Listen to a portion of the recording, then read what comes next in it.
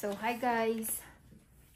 So now let's move on to form IMM 5669. Ito yung kasunod sa form na diniscuss ko nung una, form 008. So itong 5669 is ito yung Schedule A background declaration. And then, as I have said, itong month and year, ito yung makikita mo kung kailan mo siya i-download tong buwan at year. So ang i-download mo yung pinaka-latest na nasa website.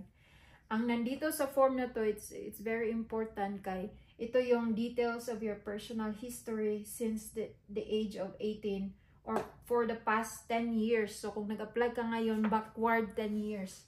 Whichever is most recent. So note, merong note dito, nilagay ko sa red. Please ensure that you do not leave any gaps in time. Huwag kang mag-gap. Walang yung in-between sa activities na ginawa mo at that month and year. Huwag kang mag-gap. So, yun. Do not leave any gaps in time. So, example lang to ha. These are the years na example nung nag-apply ako, but the activities and city and status of the country and the name of company, employer, school or facility as applicable. Ilagay ko rin dito. But these are just random, okay? But the dates are here.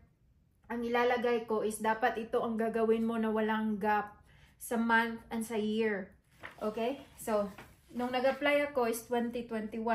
So, ito yung 2021, ang mag-start ka sa pinaka most recent, right? So, ito yung 2021 ako nag-process ng application ko pa Canada. So, move backward, doon ka mag-start 10 years. So, ilalagay mo siya dito sa pinakababa. So, say for example, if mag-paper base ka, kasi ang form is limited lang ang box. So, tables. Limited lang. So, halimbawa, this is page number 2. Mag-print ka uli ng page number 2. Page 2, halimbawa, sa 4 pages ng form na ito, merong 4. So, ang page number 2 na makikita mo itong part na ito, mag-print ka lang. So, gagawin mo siyang 2 page or 3 page kung mahaba ang experience mo sa loob ng 10 years. So, mag-print ka lang, it's the same page, but gagawin mong 3 page ang page number 2. So, I hope na-gets na to na, no? So, ito, magsisimula na tayo. So, nung nag-apply ako, 2021. So, ang 10 years nun backwards is 2011. So, 2011,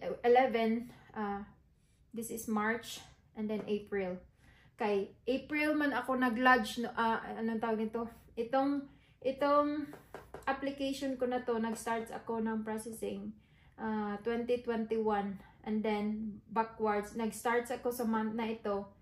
Unemployed ako, walang trabaho. So, ang nilagay ko dito, saan ako nag-stay noon? Ang activity ko noon is unemployed. Okay?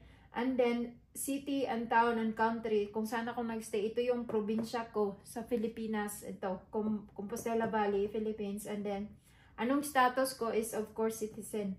So, kung wala kang ginagawa, unemployed ka, kailangan mong lagyan ng NA. Ito. Lagyan mo nito, NA. Huwag mo siyang i-leave blank, but lagyan mo siya ng NA. So, next is, di ba ito, March, April. So, April, after nyan is May, 2011 to May, June. So, kung nag-FDH ka, or nag-hotel ka, or nag-seaman ka, or nag-bartender ka, or anong klaseng trabaho, anong klaseng activity mo, ilagay mo dito. So, dito yun sa activity. And then, kung halimbawa, anong bansa, Doha, Qatar ba, Middle East ba, or sa Philippines ka ba, or kung saang bansa, dito yon. And then, anong status mo sa country na kung nasa abroad ka, halimbawa, worker. Lagay mo worker. And then, name of the employer. This is just random. This is not my employer. So, random lang kasi ako dati, nasa Doha, Qatar ako ng panahong ito. So, 2011 to 2011 to 2013. So, ano yan? 2 years, right? 2011, 12, 13. So, 2 years yan. Nandoon ako sa Doha, Qatar. Yan yung stay ko doon. 2 years. So, June, pagka July, nasa Pilipinas na ako. So, ito, July 2014 to 2013 July to 2014 May, unemployed ako, wala akong trabaho niyan. Nasa Kumbal ako nagstay, and then syempre citizen, and then NA. So walang trabaho, NA ang nilagay ko. So tingnan mo dito, 2014 June to 2018 June, nag-aral kasi ako uli. After kong walang trabaho, nag-aral ako uli. So June, ano yan, 2014 to 2018. So 4 years yan. So student ako dito. Ang activities, student, and then saan? Sa Compostela Valley, Philippines. And then status is citizen, and then anong name of company or employer or school. So nilagay ko dito yung name ng school. Okay. So June 2018 July and 2018 September. So diba, July, August, September, wala akong trabaho niyan. Yan yung buwan na wala akong trabaho. So, unemployed. Saan ako? Sa Kumbal, sa probinsya namin. Siyempre, status is citizen. So, walang trabaho. So, nilagay ko NA.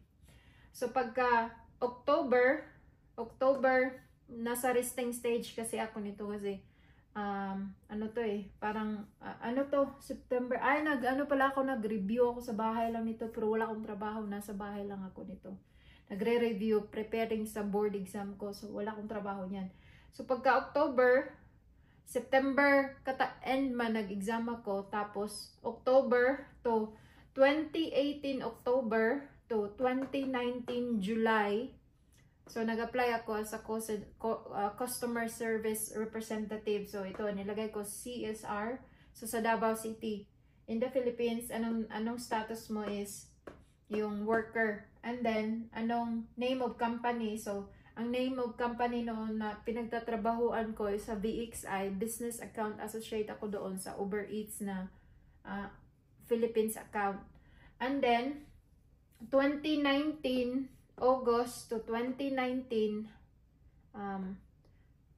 August din. So, sa isang buwan na yan, wala akong trabaho. So, sa isang buwan na yan, 2019 August to 2019 August, unemployed ako, wala akong trabaho niyan. So, yan. Nilagay ko sa Kumbal ako, citizen, and then NA kasi walang trabaho. And then 1 month kasi yun eh. Kasi dito, nag-resign na ako. So, pag after ko nag-render ng service ng resignation dito, so sa isang buwan ng August, wala akong trabaho. So, pagka September, nag-aantay na lang kasi ako kung kailan ako aalis nun dito. Pa Hong Kong ako nun dati, pa Hong Kong. So, 2019 September, dumating ako ng Hong Kong. So, ito na yun. So, before dumating ako ng Hong Kong, 1 month, wala na akong trabaho. Naghihintay na lang ako ng flight ko. So, 2019 September to 2021 September, present at that time na nagpa-process ako ng papers ko pa Canada, requirements ko. So, ito na yung time na yun. So, if DH ko sa Hong Kong, and then, or if you're a bartender, if you're a housekeeper, or if you're a gardener, or if you're a driver, ilagay mo yan dito sa activity. Anong activity mo sa country na yun or sa pinag-stayhan mo. And then, anong city and town. So, this is just random. This is not my home. So, Chung Kwan O, Hong Kong. And then, anong status mo sa Hong Kong is worker.